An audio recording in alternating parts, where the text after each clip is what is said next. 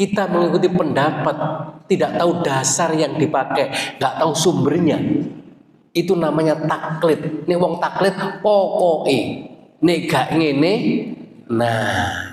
Bismillahirrahmanirrahim. Assalamualaikum warahmatullahi wabarakatuh. Bismillahirrahmanirrahim. Alhamdulillahirabbil alamin. Allahumma shalli wa sallim wa barik ala sayyidina Muhammadin abdika wa nabiyyika wa rasulika nabiyil ummi wa ala alihi wa sahbihi wa sallim tasliman bi qadri 'azamati dzatika fi kulli waqtin wa hin. Amma ba'du. Bapak Ibu, para jamaah Masjid Nurul Iman rahimakumullah, syukur alhamdulillah pagi ini kita bisa melanjutkan kajian kita fikih kontemporer. Mudah-mudahan disertai hidayah dan ridha Allah dan kita semua dapat ilmu yang manfaat dan barokah. Amin ya rabbal alamin. Bapak Ibu, ini ada pertanyaan yang masuk kepada WA saya begini. Bagaimana hukumnya menggabungkan niat qadha puasa Ramadan dengan puasa Syawal? Qadha Ramadan itu hukumnya wajib, sementara puasa Syawal hukumnya sunnah. Niat menggabungkan qadha dan puasa Syawal ini dalam rangka kepingin mendapatkan keutamaan atau pahala double. Satu sisi dapat pahalanya puasa wajib, sisi lain dapat pahala puasa sunnah. Terus yang kedua, sebaiknya mendahulukan qadha puasa atau puasa Syawal duluan. Ini ada seorang ibu yang kemarin waktu saya ngisi di El Victor, itu haidnya itu kan lama. Jadi pas saat bulan Ramadan itu sampai 15 hari. Nah, kalau nyaur puasa Ramadan dulu, berarti 15 hari harus tuntas, setelah itu baru puasa Syawal. Tapi kan kadang-kadang ada kesibukan, ada uzur sehingga tidak bisa melaksanakan qadhanya langsung 15 hari. Nah, sementara dia ingin mendapatkan keutamaan puasa Syawal. Sehingga gimana seandainya saya puasa Syawal dulu, qadhanya diakhirkan karena bulan Syawal kan terbatas, sementara qadha kan bisa dilakukan selama 1 tahun waktunya. Nah, kemudian yang ketiga, saat puasa Syawal itu kan bisa dimulai sejak tanggal 2 setelah bulan Ramadan. Hari ini hari raya, besok sudah boleh puasa Syawal. Nah, saat puasa itu kan ada tradisi kalau jenengan silaturahim ya, ke saudara, ke tetangga. Kalau di desa saya itu hampir seluruh hari itu, kecuali yang sepuh-sepuh itu bagian nunggu omah. Yang kecil, yang besar, yang muda-muda keliling sak desa, Pak. Tapi mari ngono sesuk wis nang sawah. Jadi riyoyone nggih namung sedina niku tok. Nah, di saat puasa Syawal silaturahim disuguhi makanan, hidangan. Sebaiknya dimakan atau membatalkan puasa atau bilang ngapunten kula poso. Ini kelihatan sederhana, tapi ya karena ini menyangkut suasana batin, dan ini ternyata sudah, pertanyaan seperti ini sudah ada sejak dulu dan sudah dibahas para alim ulama, bahkan zaman Rasulullah pun juga sudah ada ya kasus seperti ini. Saya tinggal ngutip saja karena ini momennya menjelang Ramadan, maka kita bahas hari ini. Dan alhamdulillah hari ini saya punya banyak waktu, sehingga panjenengan nanti silakan kita diskusi lama sampai zuhur boten napa-napa. Bapak Ibu, dalam hadis yang diriwayatkan oleh Imam Muslim, hadisnya ini sangat sahih ya. Seorang sahabat namanya Abu Ayyub meriwayatkan bahwa Rasulullah SAW pernah bersabda itu, man shoma Ramadhana, barang siapa puasa Ramadan. Kata kuncinya puasa Ramadan dulu. Summa atba'ahu sittan min Syawal, kemudian mengiringinya dengan puasa Syawal 6 hari, kana kasyamidahr, maka pahalanya setara dengan puasa 1 tahun. Jadi 6 hari ganjarane poso Bapak Ibu sama dengan puasa setahun. Nah, jadi inilah sehingga muncul pertanyaan-pertanyaan seperti yang di atas.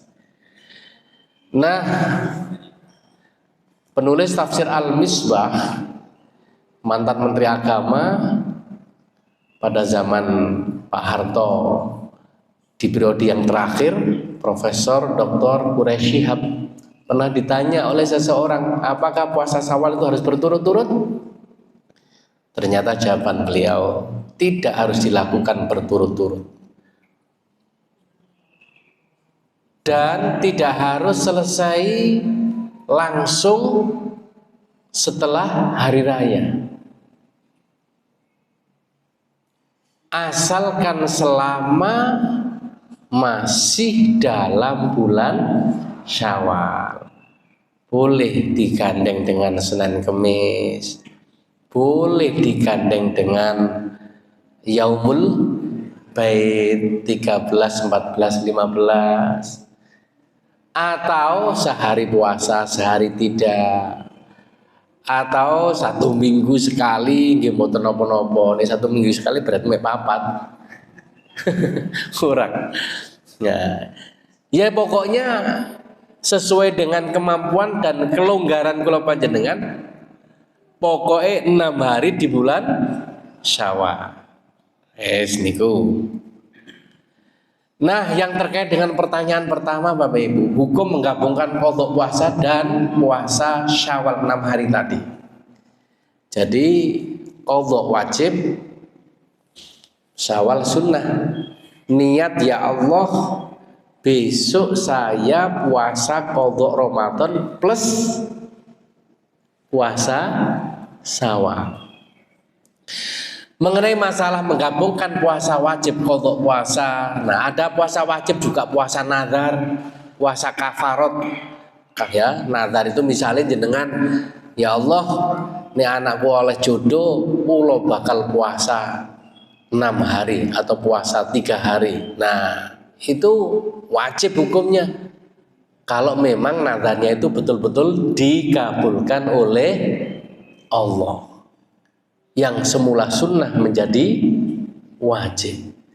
Tapi kalau nazar, ya Allah, nek anak kula oleh jodoh diangkat jadi PNS, kula bakal puasa Ramadan penuh, ya padha wae. Utawa salat 5 waktu, gate nazar ya wis tetap wajib. Puasa kafarat itu juga wajib, misalnya, Bapak Ibu hajinya haji tamattu, itu kan wajib membayar dam. Nah, panjenengan misalnya gak duwe duit membayar nyembelih kambing, boleh puasa 10 hari sebagai gantinya, 3 hari di Makkah, 7 hari ketika. Nah, itu menjadi wajib karena kafarat. Ada orang yang melanggar sumpah demi Allah. Aku engko nek tanggal 1 nyaur utang nang sampean lho, adik sumpah. Maka ternyata tanggal 1 jenengan duit dadak dikasih keperluan lain gak nyaur utang, maka ini berarti melanggar sumpah karena telah menyebut nama Allah. Wis membawa nama Allah dilalah kati sauri. Nah, ini untuk menebus kesalahan. Menebus sumpah itu namanya kafarat. Wajib puasa berapa hari? 3 hari. Ya, nah, itu. Nah, kemudian digabung di bulan Syawal. Ini ada 2 pendapat. Yang pertama, ini dalam mazhab Syafi'i yang saya kutip ini, tidak boleh menggabungkan antara puasa wajib dan puasa 6 hari Syawal, karena masing-masing punya maksud tersendiri sehingga tidak bisa tadakhul, memasukkan di dalam niat, karena tingkatannya berbeda, tidak setara. Jadi Bapak Ibu, kalau punya kewajiban mengqadha, tidak boleh digabung dengan puasa sunnah.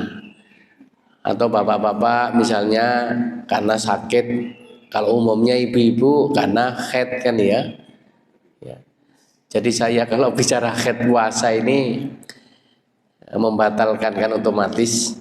Saya ingat masa kecil ketika ngarit teman saya, "Loh, awakmu kok gak poso?"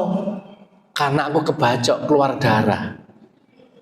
Lah, keluar darah itu termasuk hal yang membatalkan puasa.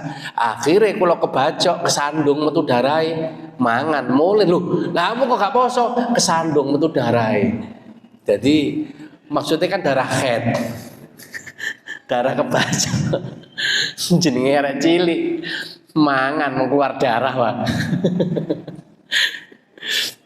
Nah, jadi pertama tidak boleh, karena 2 ibadah ini tidak setara. Jelas lebih tinggi tingkatannya wajib. Karena itu tidak boleh digandeng. Nah, Bapak Ibu, ternyata setelah saya pelajari, ya, ini pendapat kedua, boleh menggabungkan antara niat qadha dan puasa 6 hari Syawal.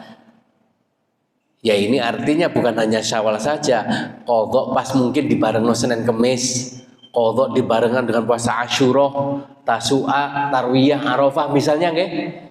Yang kebetulan ini ya, konsentrasinya dengan Syawal, saya tidak menyebut yang lain. Tapi ketika nanti kita membahas pendapat ulama, mereka menyebutkan itu semua. Nah, boleh, karena maksud puasa Syawal adalah menyibukkan diri dengan puasa di bulan Syawal. Hal ini dikiaskan dengan masih sahnya mandi wajib yang digabungkan dengan mandi Jumat. Nah, ini Bapak Ibu. Jadi kalau panjenengan misalnya habis hubungan suami istri di malam Jumat itu kan pahalanya banyak. Bagi bapak-bapak yang mau sholat Jumat kan dianjurkan, disunnahkan mandi Jumat. Tata caranya supaya oleh keberkahannya hari Jumat persis seperti orang mandi junub. Mulai dari ujung rambut sampai ujung kaki keramas lengkap. Nah, di saat itu pagi sebelum subuh atau dilakukan setelah subuh, maka niat nawaitul ghusla li raf'il hadatsil akbari minal jinabati wa ghusli min yaumil jum'ati. Saya niat mandi junub dan niat mandi Jumat lillahi ta'ala. Itu boleh dan tetap sah mandi Jumatnya, akhirnya dapat 2 pahala. Satu sisi pahala wajib, satu sisi pahala Jumat. Nah, karena itulah kemudian para ulama membolehkan niat puasa qadha digandeng dengan puasa Syawal. Jadi artinya jenengan tidak lagi puasa Syawal 6 hari. Sekaligus 6 hari itu sekaligus niat qadha puasa. Adapun kalau puasa yang diqadha itu 10 hari berarti karek nutup pinten 4 hari khusus puasa qadha. Yang pertama 6 hari plus digandeng dengan puasa Syawalnya. Ini pendapat yang kedua.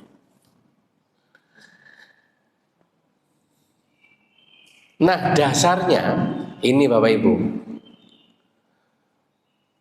Soma fi yaumi Arafah masalan, misalnya ada orang puasa Arafah, qadhaan au nadron au kafaratan.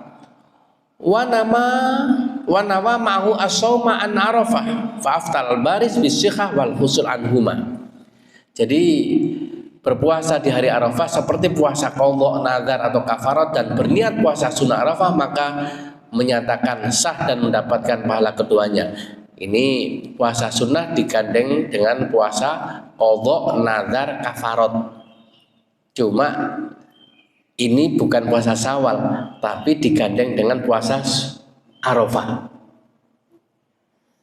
Artinya qadha'i, nazare, puasa kafaratnya sah dan juga mendapatkan pahala puasa Arafah. Ini dalam kitab Asbah wan Nadhair yang ditulis oleh Imam Asy-Syuyuti. Ini. Nah, ternyata yang punya pendapat kebolehan itu bukan hanya Imam Asy-Syuyuti. Beberapa ulama lainnya seperti Imam Syamsuddin Ar-Ramli, Al-Asfuni, An-Nashiri, Al-Faqih Ali bin Shalih Al-Hadrami. Sebagaimana penjelasan Imam Ibnu Hajar Al-Haytami. Begini penjelasannya. Langsung kita baca terjemahnya aja nggih. Seandainya seseorang berpuasa qadha, nazar atau lainnya di bulan Syawal atau di hari Asyura, nah ini langsung digabung tadi ya, maka tetap mendapatkan pahala sunnah. Jadi puasa qadha-nya sudah gugur, mboten lagi punya hutang, tapi sekaligus dapat pahala puasa sunnah di bulan Syawal. Oh, nek enten ngeten iki jenengan saged milih sing pundi, Bu? Iya, nek sing digabung langsung oleh loro.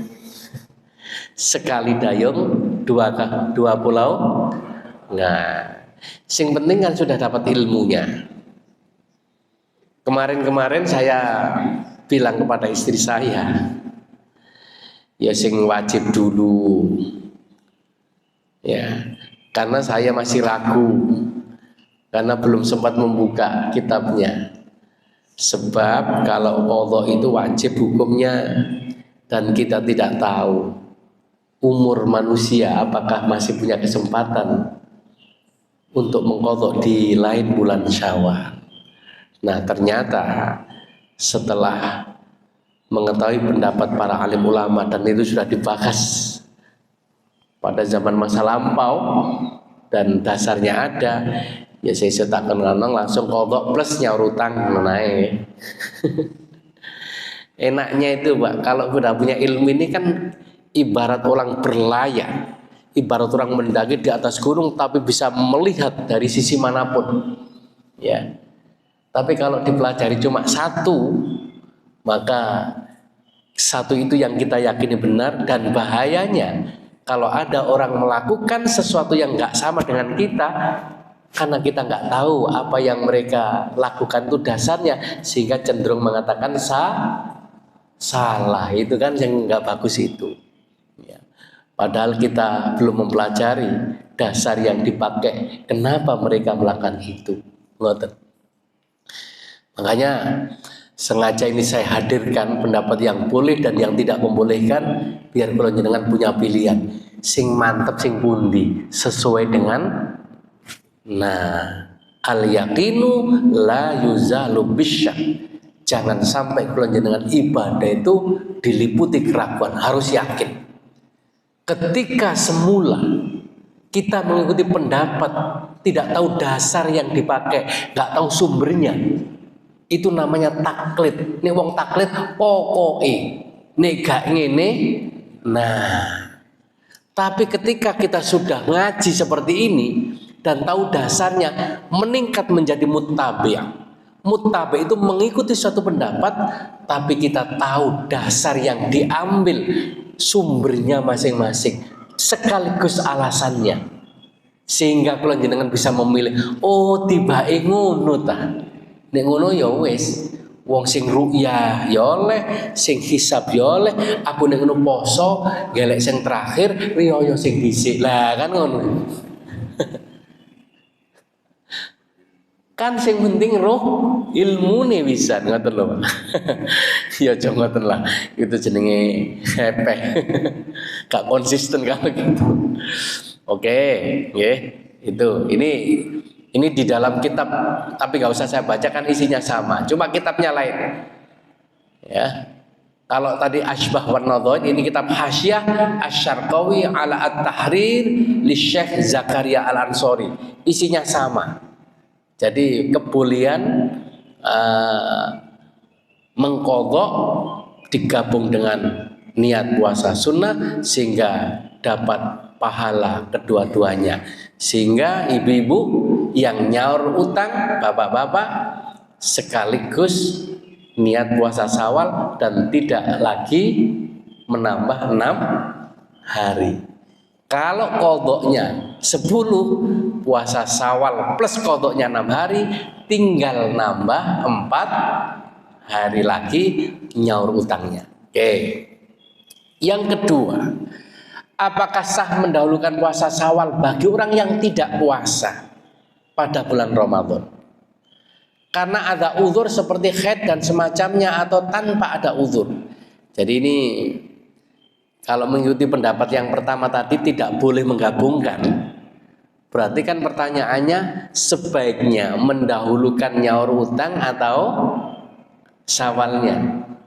Namanya orang banyak itu kan nggak bisa kita paksakan.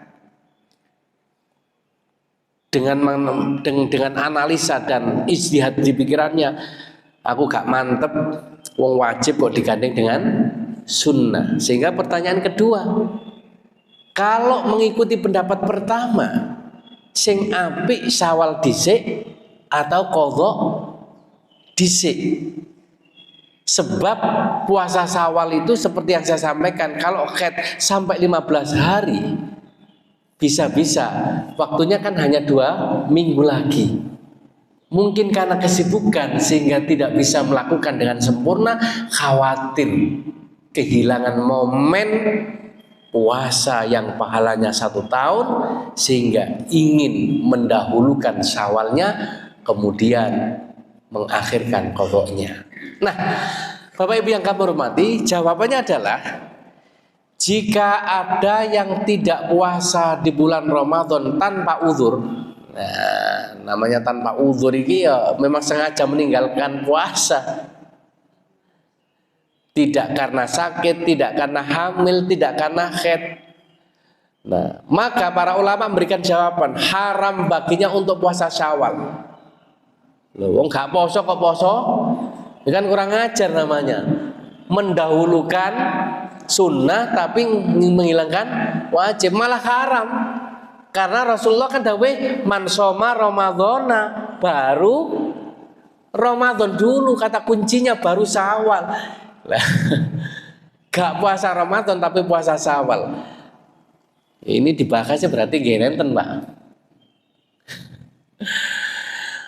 Qadha puasa diperintahkan untuk segera dilakukan. Nah, bagi orang yang memang meninggalkan puasa Ramadan karena sengaja, bukan karena uzur tadi, maka mengqadhanya itu wajib dilakukan segera. Artinya harus qadha dulu setelah utangi mari baru puasa Syawal. Ngoten. Jangan sampai kita disibukkan puasa sunnah tapi mengabaikan yang wajib, sehingga wajib diqadha setelah selesai baru Syawal. Nah, yang kedua, jika tidak ada orang yang tidak puasa di bulan Ramadan karena uzur seperti haid, karena sakit, karena bepergian dan semacamnya, maka dia boleh mendahulukan puasa Syawalnya, tetapi tidak mendapatkan pahala sempurna setahun penuh. Nah, ini ada yang berpendapat seperti itu, Pak. Jadi kalau di dalam hadisnya 6 bulan kan 6 hari sama dengan puasa 1 tahun. Tapi karena dia uzur tidak bisa melakukan puasa Ramadan karena sakit, karena haid, kalau ingin mendahulukan puasa Syawal boleh, baru kemudian setelah itu mengqadhanya. Cuma ulama yang mengatakan boleh ini ya ada tambahannya, tidak mendapatkan pahala sempurna seperti dalam hadis 1 tahun. Ya istilahnya bahasanya pahala pokok. Pahala pokok itu apa? Kalau sehari puasa ya dapat sehari, kalau 6 hari ya dapat 6 hari. Kenapa? Karena dia masih punya hutang qadha puasa. Dasarnya adalah dalam kitab Dairatul Ifta. Ya, jika ada yang tidak berpuasa di bulan Ramadan karena ada udzur syar'i seperti haid, maka boleh bagi wanita tersebut berpuasa 6 hari Syawal terlebih dahulu, kemudian menggunakan qadha untuk puasa yang belum ia lakukan di bulan Ramadan. Jadi diperbolehkan. Ya. Hal ini disebabkan karena qadha itu wajib muasa. Wajib puasa itu artinya waktunya sangat longgar. Sementara bulan puasa puasa sunnah Syawal hanya wajib dilakukan di bulan Syawal. Nah, itu pertanyaan kedua. Bagi yang tidak meyakini kalau menggabungkan puasa wajib dengan sunnah itu boleh. Ya. Nah, pertanyaan ketiga Bapak Ibu terkait dengan puasa Syawal saat silaturahim. Datangnya hari raya Idul Fitri merupakan momentum kebahagiaan umat Islam di seluruh dunia. Dalam memasuki hari kedua Syawal, banyak di antara mereka yang berpuasa sunnah 6 hari. Kesunahan puasa Syawal ini berdasarkan satu hadis tadi ya, sudah kita baca sama dengan 1 tahun. Namun terkadang saat puasa sunnah bulan Syawal sedikit menemui kendala ketika berbarengan dengan silaturahim. Hendak tetap puasa saat bertamu ditawari makan, mau membatalkan sangat disayangkan apa maneh wis menjelang maghrib. Ya. Lalu sebaiknya gimana? Misalnya kalau jenengan pagi berangkat nang Banyuwangi. Nyampe sana mau maghrib, terus ditawari mangan, langsung buka nopo nunggu maghrib. Nah, Bapak Ibu, lalu sebaiknya gimana sikap ideal yang terbaik untuk diambil? Tetap puasa atau membatalkannya? Ternyata kondisi seperti ini pernah diteladankan oleh Rasulullah Muhammad SAW. Jadi peristiwa-peristiwa yang terjadi, yang dialami oleh pertanyaan ketiga ini pernah terjadi pada zaman Rasulullah SAW, ketika ada sebagian sahabat yang bersikukuh puasa sunnah di tengah jamuan makanan.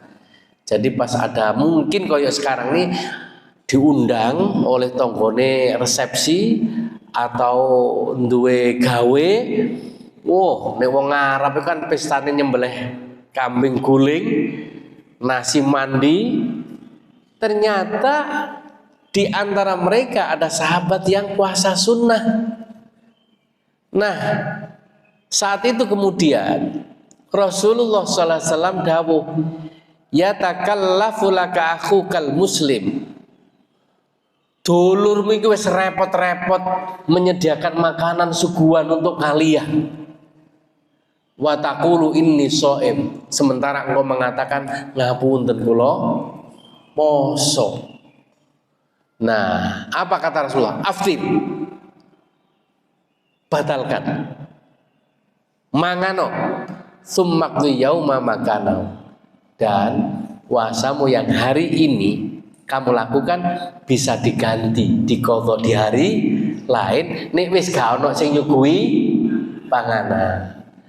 Makanya kula niki Bapak Ibu, ini puasa Syawal, puasa Senin Kemis, nggih mikir muga-muga ono sing ngundang ngaji rek. Ngundang ngaji tapi gak ono suguhane wae padha wae. Nek disuguhi teh banyu putih ngono ya mikir, Pak. Tapi nek disuguhi sate, gule, rawon, wah, posone sesuk maneh. Nah, itu nggih. Jadi ternyata kejadian seperti ini kalau pas kula jenengan silaturahim disediakan makan, nah itu karena memang betul-betul tamunya wes repot, wah ini ada saudara dari jauh. Ngapunten, kalau di desa itu andalannya ku mbeleh petik kan ngoten. Jadi nek emak niku nek anak putune mulih kabeh iku mbeleh ayam kampung. Nggih kadang niku. Lah kok poso terus pamitan mulih itu mesti gelah, apa gelah itu? Nggih. Nah itu ternyata. Jadi Bapak Ibu, kemudian dari sini para ulama merumuskan ketika tuan rumah keberatan atas puasa sunnah tamunya, ya Allah, aku serepot-repot mbok yo dicipi po. Oh, wong poso kok yo rene kan ngono. Tiwase tak masakno. Maka hukum membatalkan puasa sunnah baginya untuk menyenangkan hati atau bahasanya idkhalus surur kepada tuan rumah supaya tidak gelo. Itu hukumnya sunnah dan ini lebih besar pahalanya daripada diteruskan puasa. Bahkan dalam kondisi seperti ini dikatakan pahala membatalkan puasa lebih utama daripada pahalanya diteruskan puasa. Loh. Dasarnya apa? Syekh Abu Bakar bin Syato At-Timyati dalam kitabnya I'anatul Talibin. Nah, itu satu, Rasulullah tadi sudah bilang seperti itu. Nah, pada zaman sahabat ada seorang namanya Ibnu Abbas, pamannya Rasulullah, mengatakan min afdhalil hasanati ikramun julasa bil iftar. Maka yang lebih utama adalah membatalkan puasa. Jadi idkhalus surur ala qalbil mu'min afdhalul ibadah. Termasuk ibadah yang besar pahalanya adalah membahagiakan saudaranya sesama mukmin. Nah, karena itu Bapak Ibu yang kami hormati, sikap kita yang selanjutnya adalah untuk menjalankan puasa sunnah bulan Syawal saat silaturahim lebaran hendaknya diketahui apakah tuan rumah keberatan atau tidak dengan puasa kita. Nah, kan ngaten. Artinya keberatan ini sing wis kadung masakno, tapi nek gak masakno ya gak usah. Gak ana suguhan apa-apa. Hanya permen misalnya. Nah, kalau ia tidak keberatan, maka kita tetap puasa. Bila ia keberatan, mergo wis kadung dimasakno, maka membatalkan puasa lebih utama dan lebih besar pahalanya. Walah, ya wis, gak apa-apa nek sampean poso, nek ngono dibungkus ae. Alhamdulillah. Nah, ngono lho maksudku. Jadi kalau ada saudara kita yang puasa wis kadung masakno, gak apa-apa. Nek ngono puasanya dilanjutkan, tapi engko gawon mulai dibuka di rumah. Tapi masya Allah, aku kepengen mangan sampai sampean bareng, mumpung ketemu. Lah itu kan kadang-kadang anten sing ngoten nggih. Tak pikir sampean ki mangan ngono, sebaiknya dibatalkan kalau kondisinya seperti itu. Nah, itulah Bapak Ibu yang bisa kita sampaikan pada hari ini. Ya seperti biasa, mungkin ada hal-hal yang perlu diskusikan, kami kembalikan kepada panjenengan semua. Kalau nggak ada pertanyaan ya kita ya ada. Mengubah Abah depan, kemudian Ibu yang belakang, samping atau tiga. Alhamdulillah, Bismillahirrahmanirrahim. Assalamualaikum warahmatullahi wabarakatuh. Waalaikumsalam.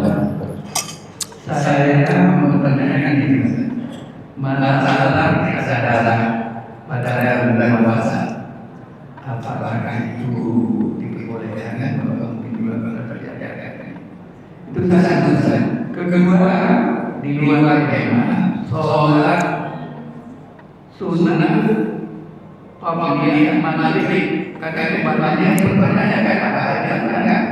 Tapi saya pernah ikut salah satu kitab yang wajib bahasa Indonesia. Itu katanya memang ada kan? Sehingga mereka mempertanyakan apa ada apa tidak. Itu aja. Terima kasih. Assalamualaikum warahmatullahi wabarakatuh. Baik, Abah niki hadisnya qobliyah maghrib bab sholat tatawu dalam kitab Bulughul Maram. Pernah mendengar kitab Bulughul Maram? Nah, yang disusun Syekh Ibnu Hajar Al-Asqalani. Ya. An Abdullah bin Mughaffal Al-Muzani radhiyallahu anhu anin Nabi sallallahu alaihi wasallam. Dari Abdullah bin Mughal Al-Muzani dari Nabi Muhammad sallallahu alaihi wasallam pernah bersabda. Qala dawuh Kanjeng Nabi, "Shallu qoblal maghrib." Salatlah sebelum maghrib. Shallu qoblal maghrib, diulang 3 kali. Salatlah sebelum maghrib. Tsumma qala fi tsalitsah. Kemudian beliau bersabda yang ketiga kalinya, liman syaa, bagi yang mau. Karahiyata ayyatakhidahan nasa, karahiyata ayyatakhidahan nasu sunnatan, karena beliau khawatir orang-orang akan menganggapnya harus yang tak boleh ditinggalkan. Rawahul Bukhari. Jadi ada kata-kata sholatlah sebelum maghrib, sholatlah sebelum maghrib, maksudnya qobliyah. Kemudian Rasulullah menyatakan liman syaa, bagi yang memang ingin sholat. Mengapa Rasulullah mengatakan liman syaa? Karena orang menganggap bahwa sholat sunnah qobliyah maghrib itu dianggap suatu yang sangat penting seperti sholat qobliyah yang lainnya. Dari hadis ini kemudian para ulama menangkap bahwa sholat sunnah qobliyah itu ada yang muakkad, ada yang ghairu muakkad. Kalau sebelum isya, sebelum maghrib itu masuk kategori ghairu muakkad. Ghairu muakkad itu sunnah tapi tidak terlalu apa? Penting tapi nggak seperti yang muakkad. Dikatakan muakkad itu karena Rasulullah tidak pernah meninggalkan dan hampir-hampir wajib. Nah, jadi hadisnya tadi rawal Bukhari. Tapi ada kata-kata liman syaa, bagi sing longgar. Ya. Karena qoblal maghrib itu kan waktunya sempit. Karena itu tetap disunnahkan, tapi tidak sama derajatnya seperti qobliyat zuhur, ba'da zuhur itu. Nah, juga qobliyat asar itu juga masuk kategori ghairu muakkad. Jadi itu sunnah, tapi termasuk sunnah ghairu muakkad. Ingat. Jadi hadisnya jelas dalam kitab apa tadi? Bulughul Maram riwayat Imam Bukhari. Oke. Jadi kalau kula jenengan sholat sunnah qobliyat al-isya, so itu pahalanya banyak daripada nganggur, lebih baik kalau masih ada kesempatan. Oke. Nah, terkait dengan donor darah. Apa kok donor darah? Periksa darah. Apakah diperbolehkan? Boleh, Pak. Bahkan sebagian ulama kan membolehkan memberikan suntikan. Kalau dengan suntik itu tidak membatalkan puasa. Karena apa?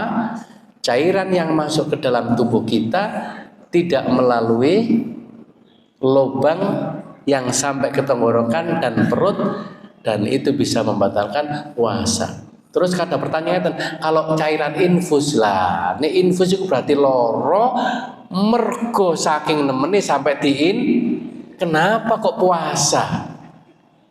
Wong sing jelas itu bahwa infus itu adalah pengganti. Wong nek gak kuat mangan ben tetep proses pengobatan lancar diinfus. Karena itu nek wis diinfus posone mesti batal, karena hakikat infus adalah pengganti. Lah kula jenengan poso diinfus ya seger terus. Karena itu nek wis loro haram hukumnya puasa. Itu berarti menyalahi ayat wala tulqu biaidikum latahluka. Jangan sampai menyebabkan dirimu hancur rusak. Karena apa? Yuridullahu bikumul yusra wala yuridu bikumul usra. Nek loro ya diwarasno dhisik. Gusti Allah itu mewajibkan puasa bagi yang sehat. Nah, sehingga kalau sakit malah haram hukumnya puasa. Sehat. Nah, setelah sehat waras, nanti wajib mengqadha. Loro kok mati, enggak wajib mengqadha, cuma wajib membayar fidyah sebanyak puasa yang ditinggalkan. Jadi kalau hanya ngambil darah terus nyuntik karena memasukkan obat, mungkin kalau jenengan pusing atau apa yang menurut dokter harus, atau bagi bapak-bapak, ibu-ibu yang punya kencing manis kan di insulin biasanya kan katanya, itu tidak membatalkan. Ya. Oke. Sebentar ngoten, Pak. Monggo, Pak. Terima kasih. Sebentar. Waalaikumsalam warahmatullahi wabarakatuh. Nama saya Muhammad Yunus. Saya dari Malioboro, Surabaya. Setiap Ahad subuh saya selalu safari subuh di masjid-masjid untuk mendapatkan kaos yang bagus. Dan sebenarnya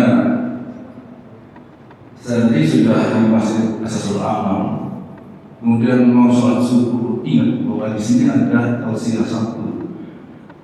Saya dapat dari Pak Abdul dari Pak Jamasih menghitung masalah materi ini yang sangat saya tunggu. Lama saya mencari materi ini tentang yang saya hadapi. Jujur saya ingat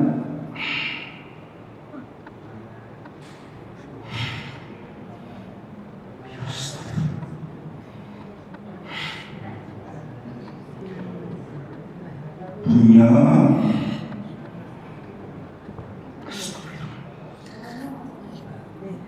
Ya, apa ini karena nggih.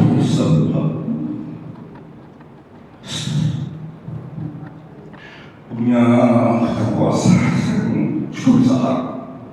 Selama saya banyak, sehingga jumlahnya total 30 hari sejak saya bekerja di pabrik aksesoris mobil. Asli suasana panas Beberapa setelah dan saya ada profesi mengajar di sebuah sekolah Islam, dan kebetulan teman saya berada di sini Pak Adi Masya Musra, bidang studi beda bahasa Arab. Ketika itu dia belum terbesar, dan kemarin ketemu saya di sini seperti reuni. Saya memang di situ lain saja bahasanya, bahasa mengajar. Kemudian melihat kebetulan saya dengan honor mengajar terlalu diajubi, saya beralih profesi sebagai seorang wartawan di Surabaya Pos.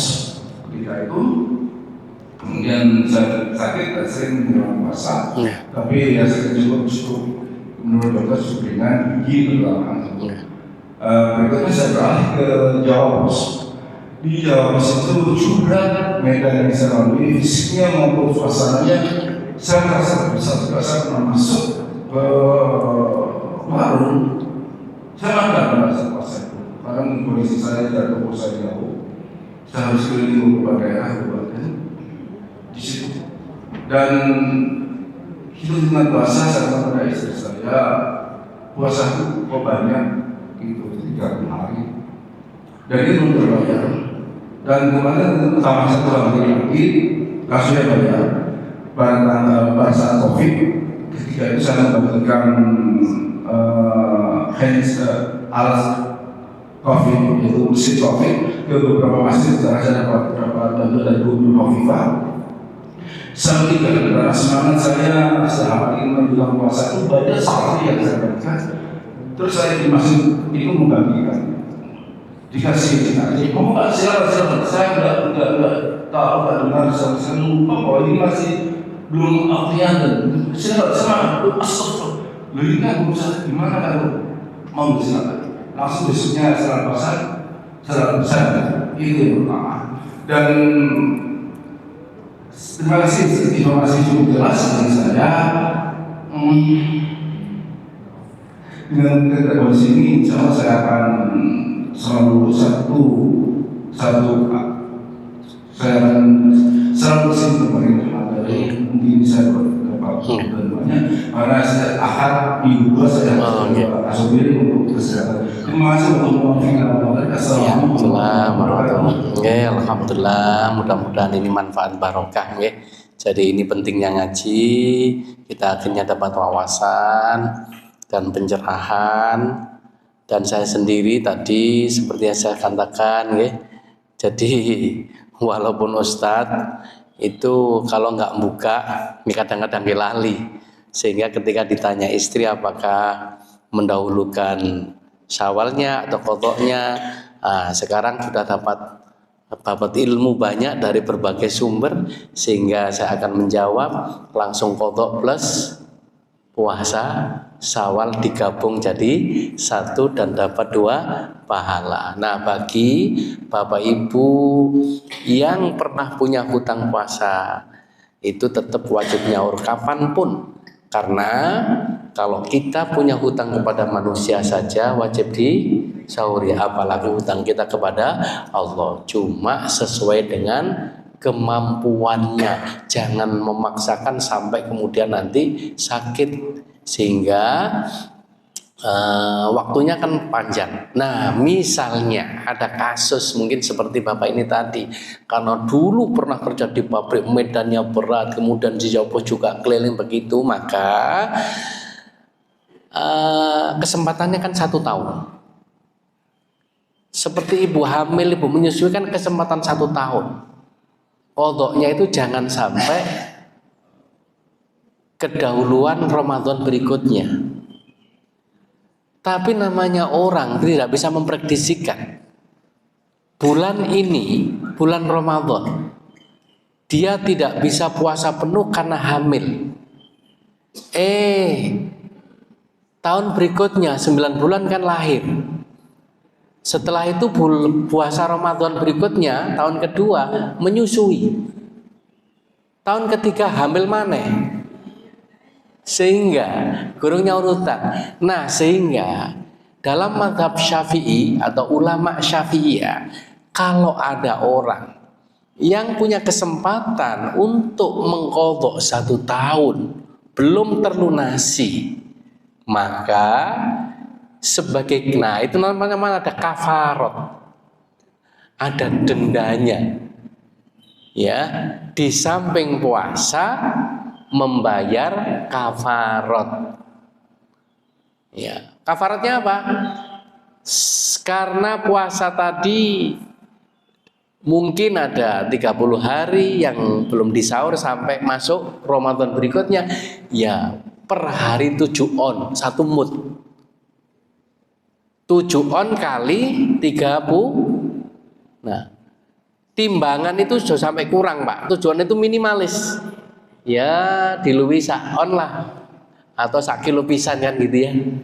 Berarti kalau 30 hari 30 kilo. Beli beras 30 kilo sebagai bayar kafarat karena ada puasa-puasa yang dulu belum dibayar. Tapi posone bukan berarti dengan bayar kafarat atau fidyah ini selesai, tidak. Tapi dia tetap wajib qadha. Ini adalah sebagai tebusan, sebagai kafarat karena sudah masuk bulan atau tahun Ramadan berikutnya belum terselesaikan. Begitu.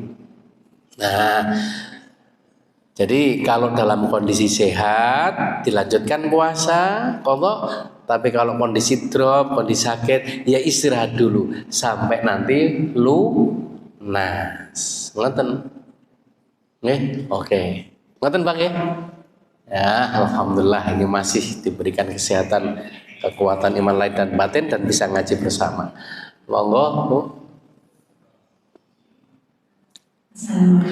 Waalaikumsalam warahmatullahi wabarakatuh. Saya baca salah satu buku tentang puasa pada hari Sabtu. Puasa pada hari Sabtu selain puasa wajib itu tidak diperkenankan.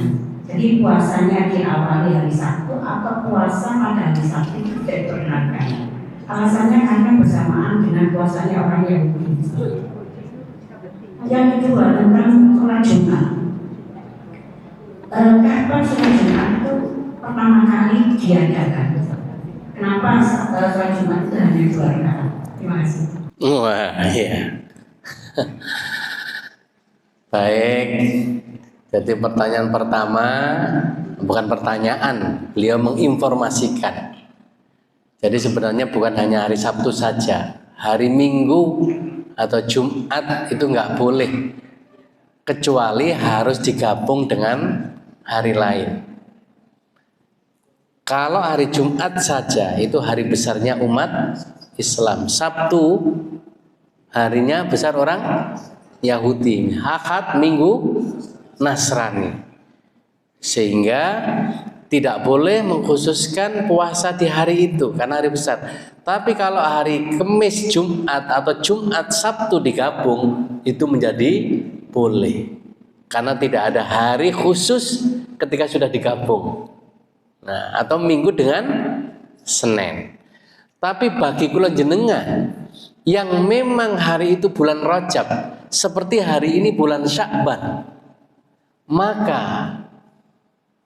karena mungkin kesempatannya kalau Senin sampai Jumat itu kan ngajar kayak kula ngeten nggih, atau mungkin bekerja, praine Sabtu Minggu, maka niat puasa Sya'ban, puasa Rajab di Sabtu Minggu karena memang itu adalah disunahkan, maka menjadi boleh dan tidak makruh lagi karena jelas.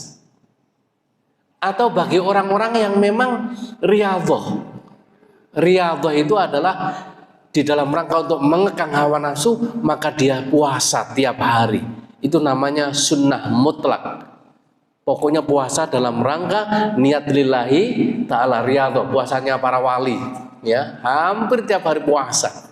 Ya, seperti Robi Adawiyah, ya, para wali-wali Gusti Allah itu puasa dalam rangka untuk riyadhah, mengekang hawa nafsu daripada banyak makan, lebih baik banyak puasa. Itu namanya mutlak, sunat lillahi ta'ala. Seperti kalau jenengan sholat sunat mutlak, wes karena sholat duha ya wes mari sambil nunggu zuhur, wah apa sholat terus sholat sunatan lillahi ta'ala, itu namanya sholat sunat mutlak. Nah, ngoten, ya, itu Bu. Nah, yang terkait dengan sholat Jumat kapan itu, yang tak buka edisil.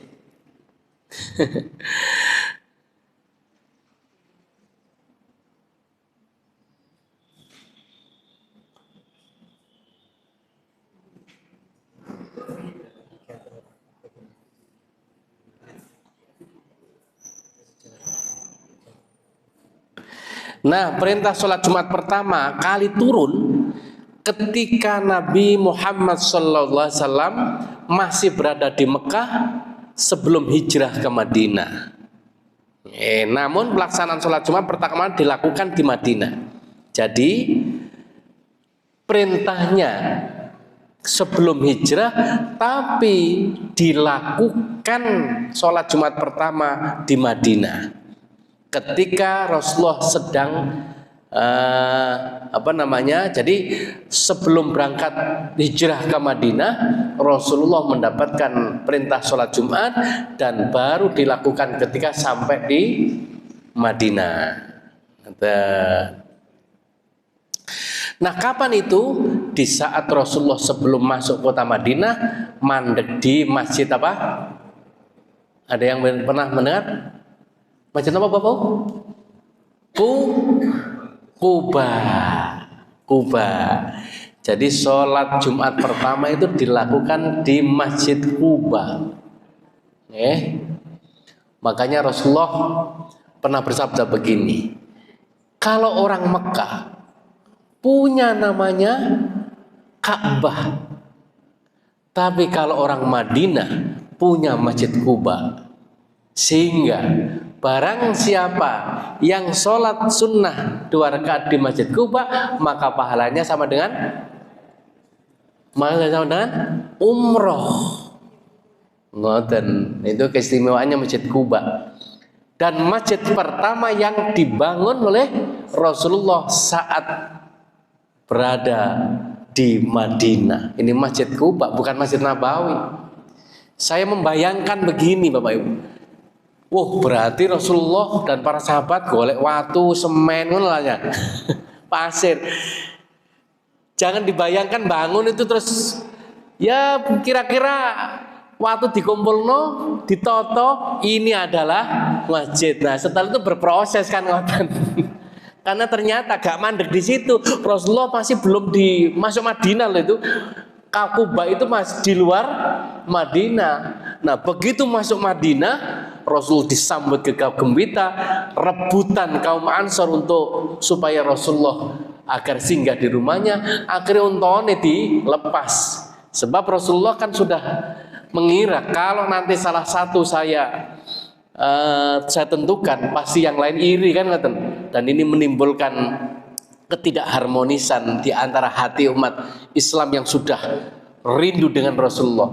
Bareng untone dilepas, di mana untaku berhenti, itulah saya akan berhenti. Ya unta wis gak kena takoni ngluyur. Ternyata mandek jegrek ndeprok di rumah seorang sahabat namanya Abu Ayyub Al-Ansori. Ya, disitulah Rasulullah kemudian singgah beberapa hari di seorang sahabat Ansor namanya Abu Ayyub Al-Ansori. Nah, mengapa 2 rakaat? Karena di dalam sholat Jumat ada khutbah.